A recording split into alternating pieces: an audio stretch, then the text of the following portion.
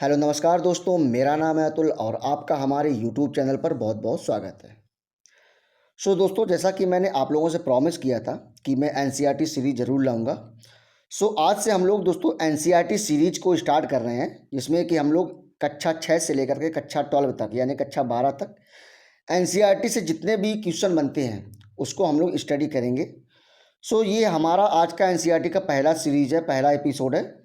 तो इसमें हम लोग दोस्तों आज हम चैप्टर को रीड करेंगे, उसका नाम है पर्यावरण और पारिस्थितिकी यानी कि इन्वायरमेंट एंड इकोलॉजी। इस चैप्टर को आज हम लोग बहुत अच्छे से डिटेल में इसको स्टडी करेंगे, चाहे वो क्लास 6 से लेकर के क्लास 12 तक जितनी भी एनसीईआरटी में इस टॉपिक से रिलेटेड जो क्वेश्चन बनते हैं उसको अच्छे से आज हम लोग एनालाइज करेंगे और स्टडी करेंगे। दोस्तों, बिल्कुल भी देरी नहीं करते हैं, हम लोग सीधा वीडियो को स्टार्ट करते हैं। लेकिन उससे पहले अगर आप लोग दोस्तों इस चैनल पर अगर पहली बार आए हुए हैं तो आप लोग इस वीडियो को ज़रूर सब्सक्राइब कर लीजिएगा, इस चैनल को ज़रूर सब्सक्राइब कर लीजिएगा। इस वीडियो और चैनल को सब्सक्राइब करने के बाद में बेल आइकन को ज़रूर दबा दीजिएगा। वीडियो को आप लोग ज़रूर अपने दोस्तों के साथ शेयर करिएगा जो भी कंपटीशन एग्ज़ाम की तैयारी कर रहे हैं, और लाइक को ज़रूर दबा दीजिएगा। दोस्तों, ये जो वीडियो जो मैं बना रहा हूँ, ठीक है ना, ये जो टॉपिक है, ये टॉपिक ऐसा नहीं कि किसी भी एक एग्ज़ाम में हेल्प करता है। ये एक ऐसा टॉपिक है जो कि इंडिया का कोई भी एग्ज़ाम हो, सारे के सारे एग्ज़ाम में ये वाला टॉपिक जो है वो आता है। और एनसीईआरटी एक ऐसी सीरीज़ है, एनसीईआरटी से रिलेटेड क्वेश्चन हर एग्ज़ाम में, चाहे वो एसएससी का कोई हो, टीचिंग से रिलेटेड हो, चाहे वो यूपी का, अदर स्टेट का कोई भी हो, इससे क्वेश्चन जरूर बनते हैं। बिल्कुल भी अब देरी नहीं करते हैं, अब सीधा अपने चलते हैं प्रश्नों पर। दोस्तों, ये हैं हमारे आज के प्रश्न।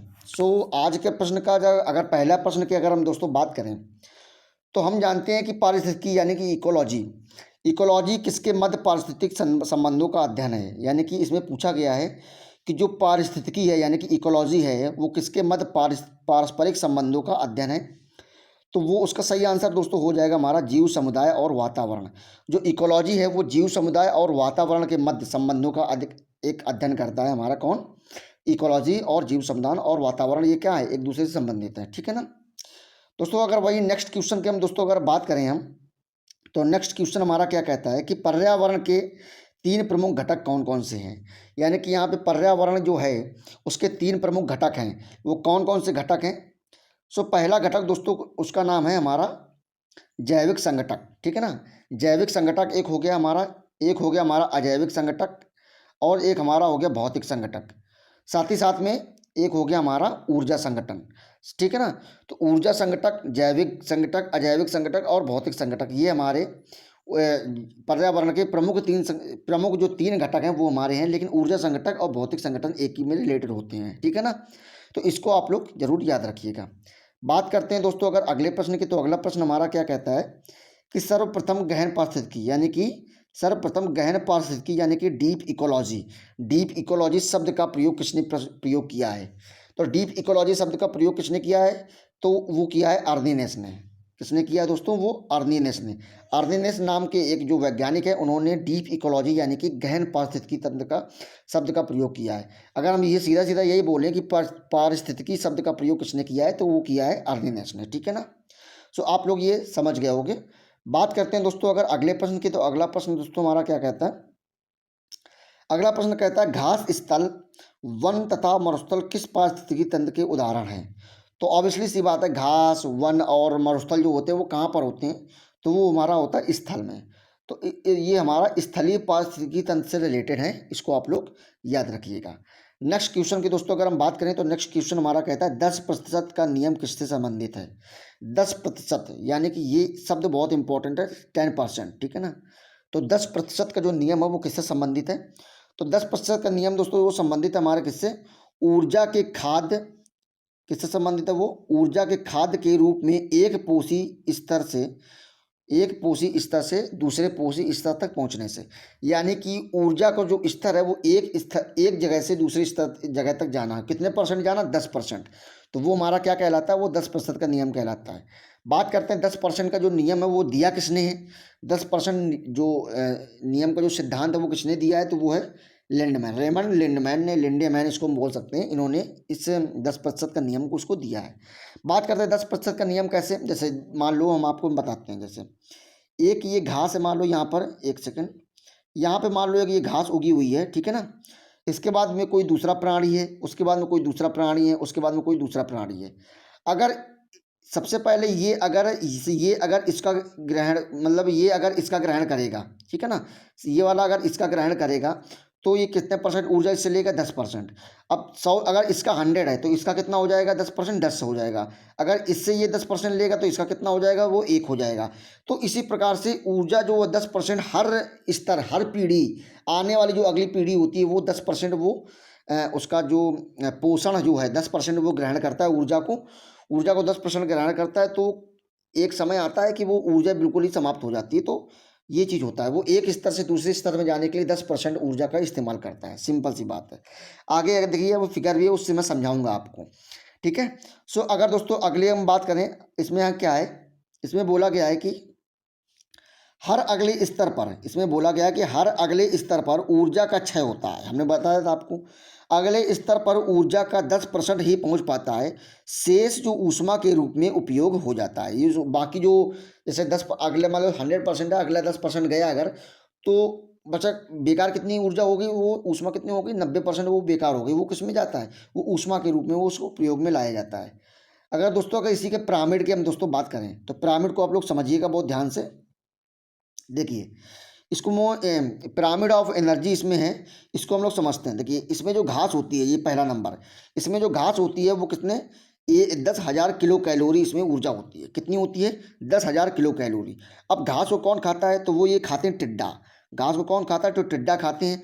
तो घास से 10,000 किलो कैलोरी का 10% अगर निकालेंगे तो जो ग्रॉस ओपर है वो कितने परसेंट किलो कितनी ऊर्जा ले जाएगा ग्रॉस ओपर?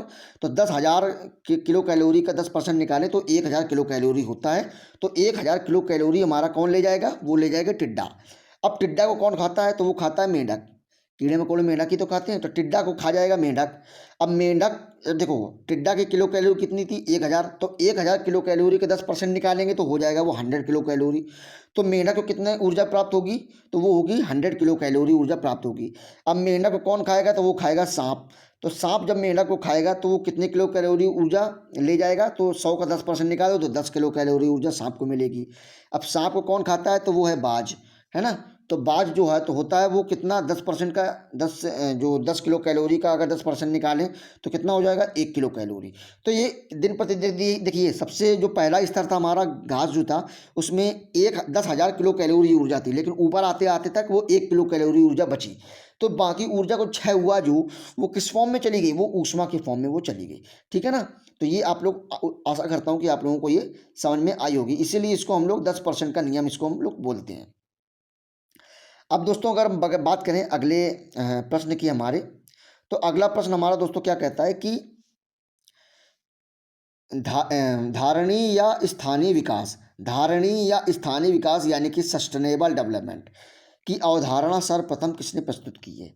धारणीय या स्थानीय विकास यानी कि सस्टेनेबल जो डेवलपमेंट होता है, इसकी जो अवधारणा है वो किसने प्रस्तुत की है, यानी कि इस अवधारणा को किसने दिया है? तो उनका नाम क्या है? वो उनका नाम है ब्रटलैंड कमीशन। क्या नाम है उसका? ब्रटलैंड कमीशन जो है, उन्होंने इस अवधारणा यानी कि सस्टेनेबल डेवलपमेंट की अवधारणा को दिया है। और जो सस्टेनेबल डेवलपमेंट है वो 1987 में इसको प्रस्तुत किया गया था, ठीक है ना। बात करते हैं दोस्तों बात अगर इसमें हम करें कि संसाधन संरक्षण के रूप में सतत विकास, इसी को हम लोग किस फॉर्म में इन्होंने, जो ब्रटलैंड कमीशन जो है, उन्होंने जो इस सस्टेनेबल डेवलपमेंट की जो अवधारणा दी है वो दी है हमारे संसाधन संरक्षण के रूप में और सतत विकास के रूप में, इसके लिए इन्होंने बताया है। बात करते हैं दोस्तों अगले प्रश्न की। तो पारितंत्र में खाद्य श्रृंखलाओं के संदर्भ में किस प्रकार के जीव अपघटक है यानी कि डीकम्पोजर कहलाते हैं? तो हमको पता है कि हमारे जो पृथ्वी पर हमारे इस वातावरण में डीकम्पोजर का काम कौन करते हैं? तो डीकम्पोजर का ऑब्वियसली सी बात है, डीकम्पोजर का काम करते हैं हमारे कवक और जीवाणु। कवक और जीवाणु, जीवाणु मतलब बैक्टीरियाज और कवक मतलब जो हमारे कवक जो फंगी होते हैं, ठीक है ना। वो बात करते हैं दोस्तों ये कैसे होते हैं। देखिए जैसे कोई जानवर मर जाता है, जब मान लो कोई जानवर मर गया, उसको हमने फेंक दिया। अब फेंकने के बाद वो बदबू करता है, इसके बाद उसमें क्या लग जाते हैं? जीवाणु लग जाते हैं, फंगस कवक वगैरह ये सब लग जाते हैं उसमें। लगने के बाद में एक समय ऐसा आता है कि उसमें सिर्फ कंकाल कंकाल बचता है, बाकी का सारा मांस ये लोग जो हमारे डीकम्पोजर हैं वो चट कर जाते हैं। तो ये एक टाइप का अगर इसको देखा जाए तो ये डीकम्पोजर का काम करते हैं, ठीक है ना। तो इसको आप लोग याद रखिएगा। बात करते हैं दोस्तों अगले प्रश्न की। तो स्थानीय पारिस्थितिकी तंत्र के जीव भार या पिरामिड कैसा होता है, यानी कि स्थलीय, यानी कि इसमें पूछा गया कि स्थलीय पारिस्थितिकी तंत्र, यानी कि स्थलीय पारिस्थितिकी तंत्र में जीव भार का पिरामिड कैसा होता है। तो जीव भार का इसमें पिरामिड होता है दोस्तों सीधा, यानी कि अपराइट। तो जो स्थल में जो पिरामिड बनता है, स्थलीय पारिस्थितिकी तंत्र जो होता है उसमें पिरामिड बनता है हमेशा सीधा। जैसे इसमें सबसे पहले आएगा घास, ठीक है ना, कैसे पहले आएगा घास। घास को हमारा खाता है, हमारे जो हिरण होते हैं और खरगोश वगैरह होते हैं वो, उसको खाता है लोमड़ी, और लोमड़ी को खाता है हमारा ये शेर। तो अब सिंपल सी बात है, 10,000 किलो कैलोरी से हमारा 10% गया। 10% का नियम पीछे पड़ चुके ना, तो 10% गया खरगोश लोगों को, तो ये 100 किलो कैलोरी, इससे 10% गया लोमड़ी को, तो ये हमारा 100 केजी, और 100 से हमारा 10% गया शेर को, तो वो हमारा 1 किलो। तो ये हमारा ये एक श्रृंखला हमारी चलती रहती है। अब बात करते हैं दोस्तों, जो स्थल में जो पारिस्थितिकी तंत्र का जो पिरामिड बनता है वो बनता है सीधा, याद रखिएगा, बहुत इंपॉर्टेंट है, ठीक है ना। वही अब बात करते हैं दोस्तों अगला, अगर जीव भार का पिरामिड जो होता है, जीव भार का पिरामिड जो होता है, बायोमास पिरामिड किस पारिस्थितिकी तंत्र में उल्टा बनता है। तो ये अगर अभी हम लोगों ने पढ़ा कि स्थलीय पारितंत्र में पारिस्थितिकी तंत्र में पिरामिड कैसा बनता है, तो सीधा। अगर हम दोस्तों बात करें जलीय पारितंत्र में, जलीय यानी कि जलीय पारितंत्र में जो पिरामिड बनता है वो कैसा बनता है, तो वो बनता है हमेशा उल्टा, ठीक है ना।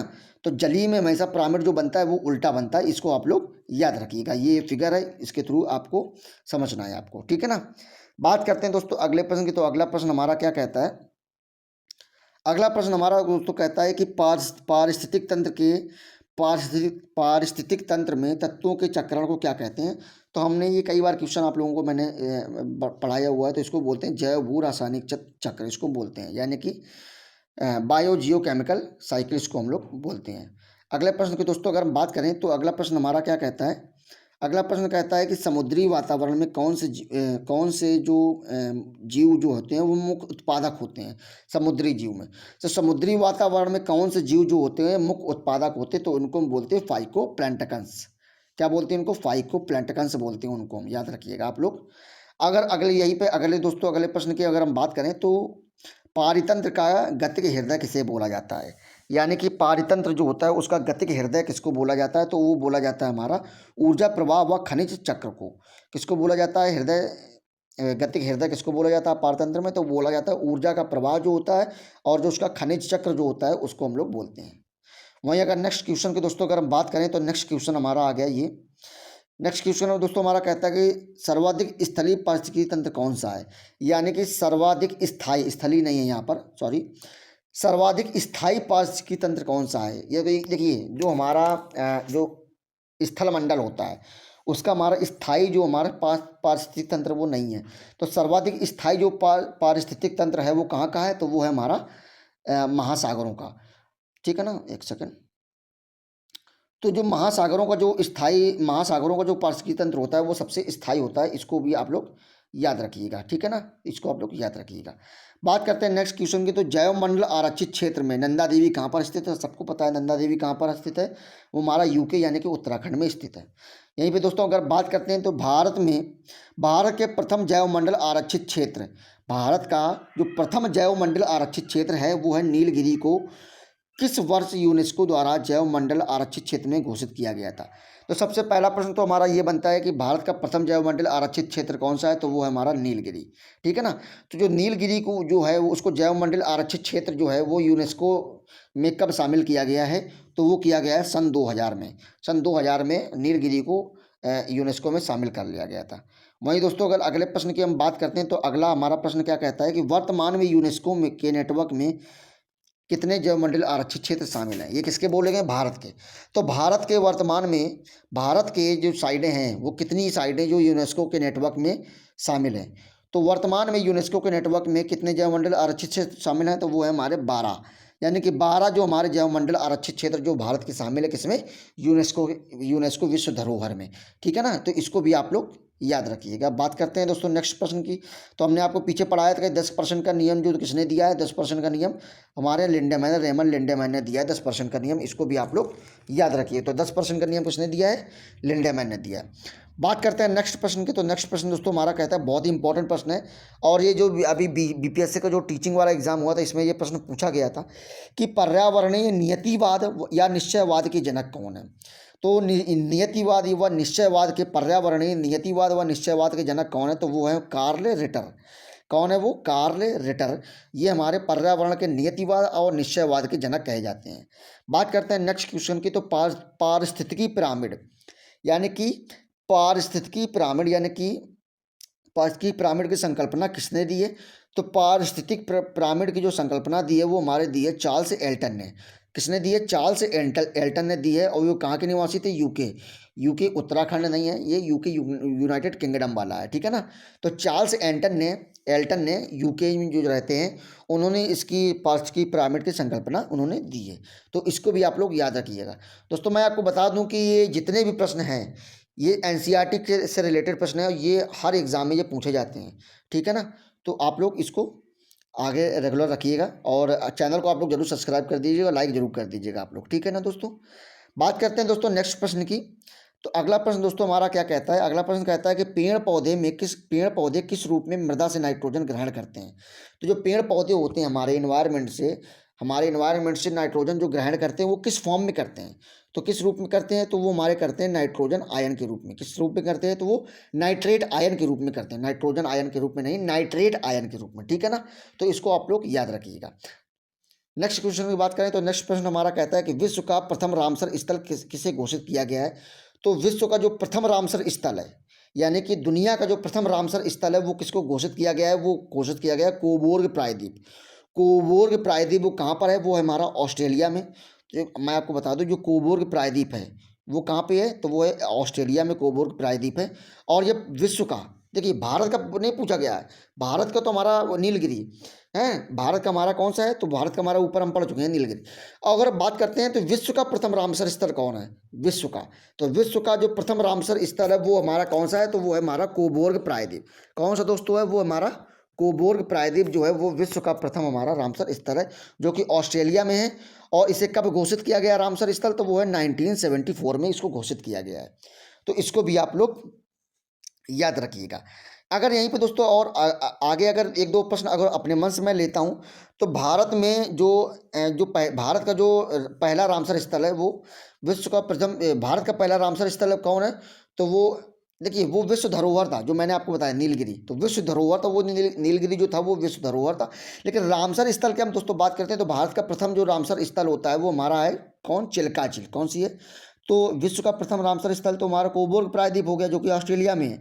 लेकिन यहाँ पे अगर हम भारत की बात करते हैं तो भारत में हमारा कौन सा है, तो वो हमारा चिल्का। चिल्का क्या है, एक झील है जो कि उड़ीसा में है। चिल्का झील हमारा भारत का प्रथम रामसर स्थल है, इसको भी आप लोग याद रखिएगा। यहीं पे दोस्तों अगर हम बात करते हैं तो भारत का जो भारत का जो सबसे छोटा रामसर स्थल वो कौन सा है, तो वो है रेणुका वेटलैंड। रेणुका किसका क्या नाम है उसका, रेणुका। रेणुका वेटलैंड जो है वो भारत का सबसे छोटा जो हमारा रामसर स्थल है, जो कि हिमाचल प्रदेश में पाया जाता है, ठीक है ना। और अगर सबसे बड़े की बात करते हैं, सबसे बड़ा जो हमारा सब जानते हैं वो कौन सा है हमारा, तो वो है हमारा जो पश्चिम बंगाल में उसको क्या बोलते हैं, डेल्टा वाला, सुंदरवन का डेल्टा, वो हमारा सबसे बड़ा है, ठीक है ना। सो दोस्तों ये चीज़ आप लोग पहचान गए होंगे। बात करते हैं दोस्तों अगले प्रश्न की। तो अगला प्रश्न दोस्तों हमारा क्या कहता है, अगला प्रश्न कहता है कि पारिस्थितिक तंत्र क्या बोलता है, पारिस्थितिकी तंत्र का सर्वप्रथम उपयोग किसने किया है। यानी कि पारिस्थितिकी तंत्र जो है, यानी कि इकोसिस्टम जो है, उसका शब्द जो प्रयोग किया है वो सर्वप्रथम किसने किया है, तो वो किया है हमारा एजी टेंसले ने। एजी टेंसले ने एक वैज्ञानिक है, उन्होंने ये इकोसिस्टम का शब्द का प्रयोग किसने किया है, एजी टेंसले ने। सो दोस्तों ये हमारा आज का ये शायद अंतिम प्रश्न था जी। आज का ये हमारा अंतिम प्रश्न है, तो उम्मीद करता हूँ कि आप लोगों को ये सारे के सारे प्रश्न आप लोगों को समझ में आए होंगे। सो दोस्तों आज के लिए इतना ही, लेकिन उससे पहले जाने से पहले आप लोगों को बहुत बहुत धन्यवाद। और आप लोगों ने अगर अभी तक चैनल को सब्सक्राइब नहीं किया है तो चैनल को सब्सक्राइब जरूर कर दीजिएगा, उससे हमको मोटिवेशन मिलता है। और जिससे कि हमें एक मोटिवेशन मिलता है और मज़ा भी आती है वीडियो बनाने में। ठीक है ना? सो दोस्तों आज के लिए इतना ही। उम्मीद करता हूँ कि आप लोगों को ये जो एनसीईआरटी की जो पहली सीरीज़ है, ये बहुत इंपॉर्टेंट सीरीज़ है। आप लोग इसको ज़रूर पढ़िएगा और इसको नोट्स के फॉर्म में आप लोग इसको क्वेश्चन को नोट कर लीजिएगा। सो दोस्तों आज के लिए इतना ही और मिलते हैं कल के अगले वीडियो में। तब तक के लिए नमस्कार, जय हिंद, वंदे मातरम।